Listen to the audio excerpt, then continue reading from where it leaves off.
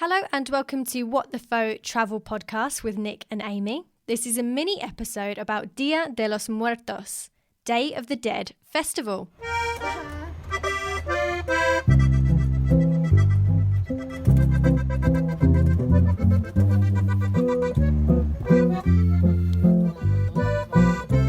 Hola amigos! Thank you very much for joining us on this mini episode of What the Faux Travel Podcast about Day of the Dead.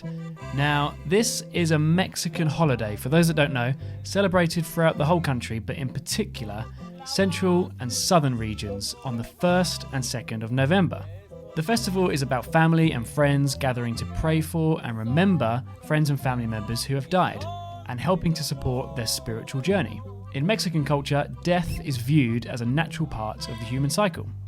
In this episode, we'll explain to you how you can travel to Mexico for this particular festival to see it firsthand. We'll explain the traditions to you, talk to the local people at the cemeteries, and find out if this is a happy or sad occasion for the locals.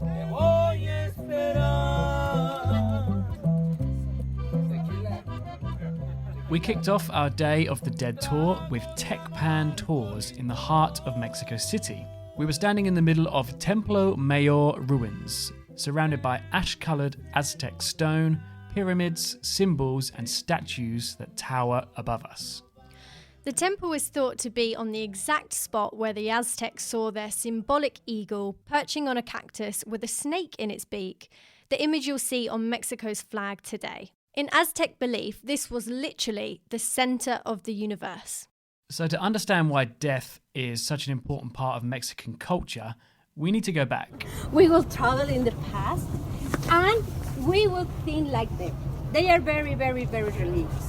Their cosmovision is part of their lives. I mean, they are killing people, but they are killing people because they are offered to the gods. They have to feed the gods. So the form that they have to feed them is with blood and hearts.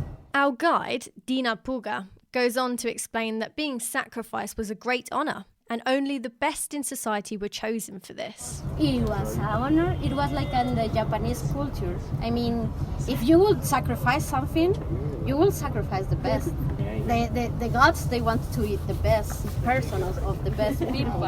Of course, they have a special rituals and they have a special ceremonies just because they have to prepare, because they will die, but they will die for something important.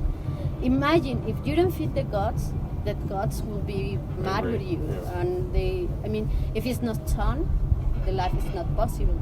If it's not earth or water, it's not possible, nothing, okay? So this is the form that happens, the sacrifice for them. After Templo Mayor, we took a relaxing break at a nearby rooftop bar to indulge in some pan de muerto, or death bread. It's circular in shape with a dough cross covered in sugar. Then Tecpan Tours organised a little surprise for the group. They'd arranged for a real-life eagle to fly onto the rooftop bar and catch a toy snake in its mouth. This was to recreate the symbol on the Mexican flag. After collecting our skull-shaped candle holders, a present from Tecpan Tours, we headed to the minivans to make the journey to the main event, the cemetery.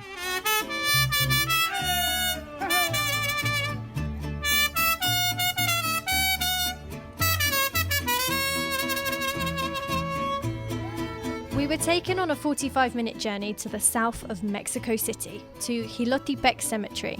By this point, it was around 10 p.m. We parked and walked past the many shops selling skulls, loads of yellow and orange flowers, taco stands and Catrinas. This is the recognisable, colourful Day of the Dead costume of an elegant or well-dressed woman and a skull-painted face with jewels.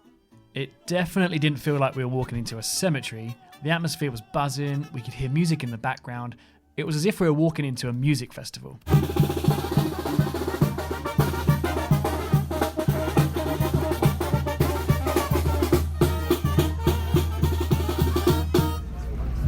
This place is very special for the families. All the families are preparing this night because I don't know if you know about the Day of the Dead, but the Day of the Dead is like the second chance with your family or your friends. If they dead, we are waiting every year for this day because it's the day we can meet them. They prepare all the night. They bring the favorite food of the dead people. They prepare the music, they prepare the candles, even the flowers. The flowers has a special meaning. If you put the flowers in your tomb, it's because you are showing the way that they have to follow. That's why you will see in every tomb the flower with the orange color. The name of this flower is cempasúchil and has a special smell. So the dead people, they are following the smell of the flowers. That's why the people they bring to here, they will bring musicians, they will bring a lot of things because they are preparing this special day for them. We will walk in the cemetery for 1.5 hours. We have to get to the trajineras at 11 o'clock, okay? We will go inside of the tombs. If you want to take photos, it's okay. But please, when we get there, if the families are in there, I will talk with the families and we will share the information of these people. But if you want to take a photos, we have to ask first because it's the respect that we will give them for this day, okay? Walking through the graves was an uncomfortable experience, but that's only because of our culture and experience with death. There was no path etched out in between the graves, so we awkwardly squeezed past, sometimes forced to stand on the graves themselves. Almost every grave was covered in flowers, framed photographs, calaveras, which are skulls, candles, cups of coffee, food, and papeles picados, the colourful bunting, all of which have their own significance.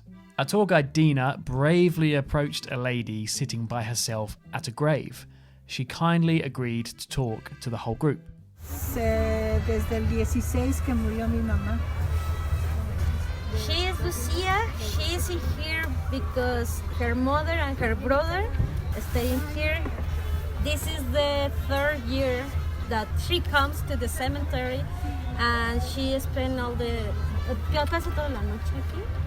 Pues lo más que se puede, ahorita va a llegar la familia. Ah, ¿es toda la familia? Sí, no tarda en llegar. Pero si pasan toda la noche o lo más que son. Pues 2, 3 de la mañana. She spent, maybe sometimes she didn't spend all the night in here. She stayed here until 3 a.m. But she said that all her family will be in here in probably 1 hour or two, en una hora, 2 A horas. tomar cafecito o algo. And they will come in to drink coffee because she said that in her house she has another altar. So she has the altar in her house and she has the tomb in here. And Que estamos compartiendo aquí con ellos y que rezamos un poco y...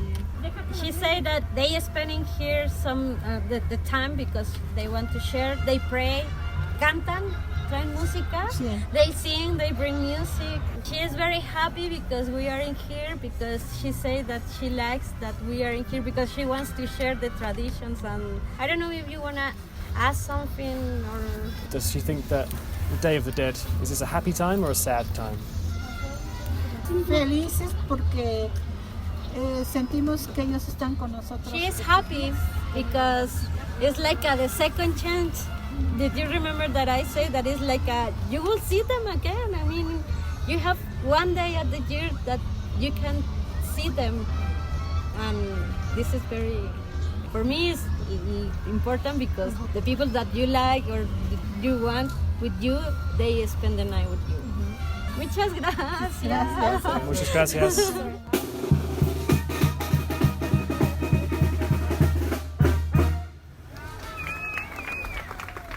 As the festival happens over 2 nights, they are separated between adults and children. Dia de los Muertos is often celebrated on November 1st as a day to remember children who have passed away, and the 2nd of November is to honour the adults. We were amazed at how open people were and willing to let us be a part of this special family tradition. Next, we met a man who allowed us to join him in remembering and honouring his wife. Una gran mujer. He said that it was a really, really, really great woman. And he wants to share. Gracias por compartir el café, de verdad es que eso es. Adelante. I said thank you for sharing the coffee. Bienvenidos a México. Muchas gracias. Muchas gracias. I don't know if you want to say something to them. Can we ask? Now, this is where our cultures clashed. Some questions that might be okay in our culture aren't okay in others. How did she die? ¿Te pueden preguntar cómo murió? No. Lo siento. And Where I felt it was important to understand his wife's last few moments, the husband just wanted to speak of her life, to celebrate her, honour her, and talk about how special she was.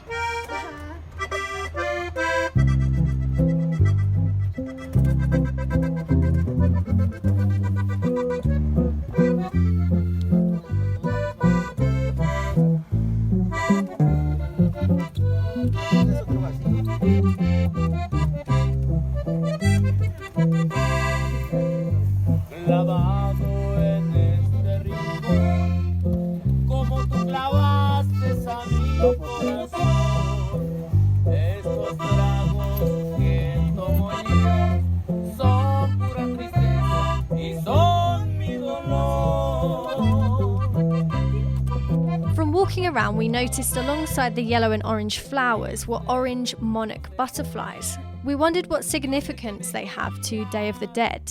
now it's more commercial, and the people are talking about the monarch butterflies. They came after 2nd of November. They arrived to Michoacan. So this was a very special day for, probably in the pre-Hispanic times it was important, because the butterflies and some birds is the same. It's the same contact with the gods and the people in here. So the butterflies, they always bring a good message from the gods. The butterflies, they came every year, and it's part of the vision of in the pre-Hispanic times. But the Day of the Dead, the tradition is starting in the last century. I mean, it's completely new. It is not come from the pre-Hispanic times. You have the celebration in Europe, in Spain, for example.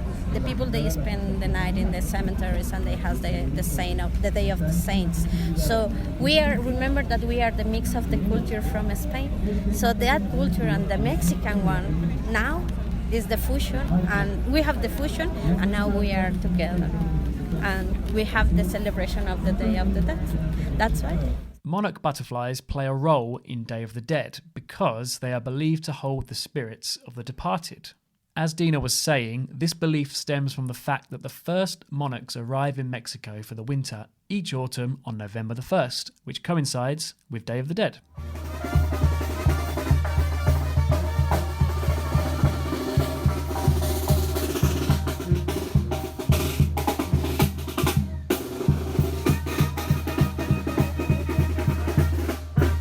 Food is a very important part of most festivals around the world, and Day of the Dead is no exception.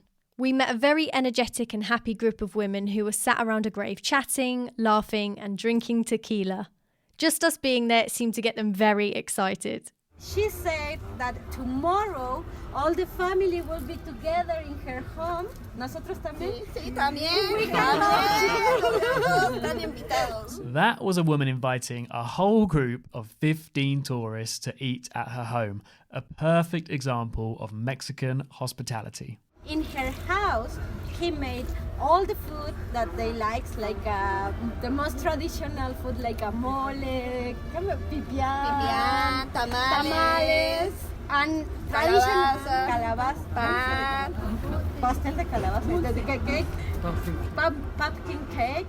As we were saying our goodbyes, one man in our group shouted in Spanish, "Give me your address for tamales tomorrow." Y que nos dé la dirección para ir por los tamales mañana. And tomorrow we'll go to her ocelote. La manda por WhatsApp. Deme el número de...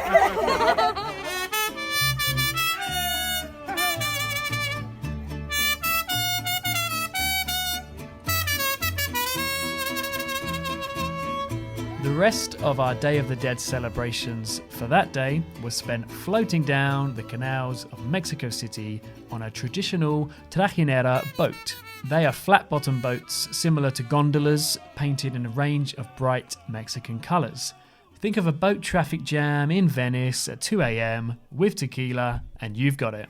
Arriba, Arriba, abajo, abajo, al centro, centro, y para adentro.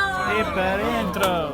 To reflect on day one, Tekpan Tours delivered an authentic, traditional Day of the Dead for us, which is one of the most special days of our whole round the world trip. It was incredibly moving to talk to families around the graves of their departed loved ones.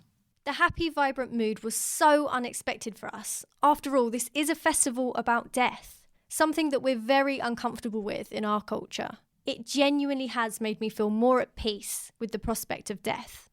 Day 2 was all about the parade, but you should know, this isn't so authentic. Let me tell you, sorry, but that's fake, okay? That's not our thing. That was Belen Chavez from Mexico Walking Tours. It started with the James Bond movie. The government liked the idea because it brings a lot of tourists. And since that movie, we started doing that parade. But it's not our tradition, that's not our main thing. So I invite you to see, when you come to Mexico, to see the local traditions.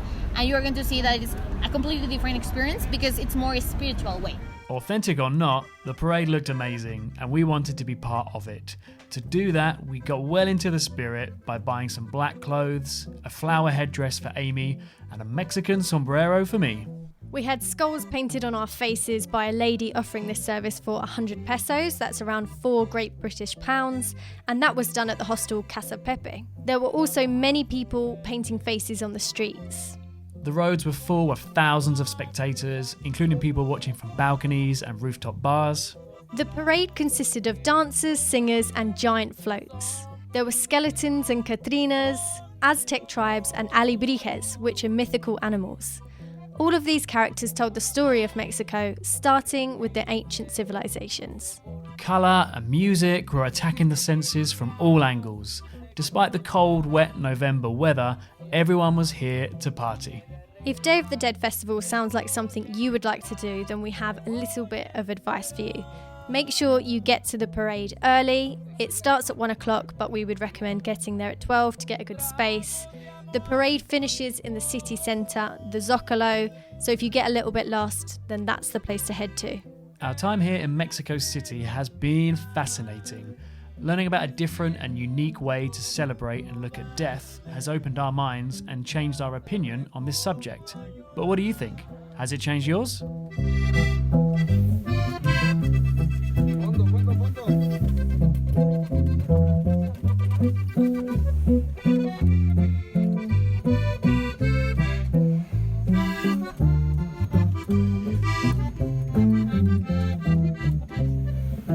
Once again, we would like to say a massive thank you to Tekpan Tours for gifting us this tour.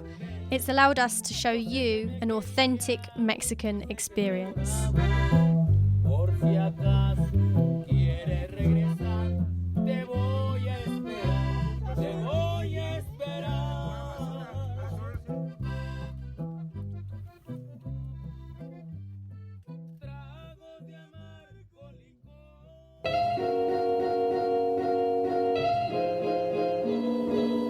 Don't forget, you can get in touch with the show. You can email us at whatthefopodcast@gmail.com.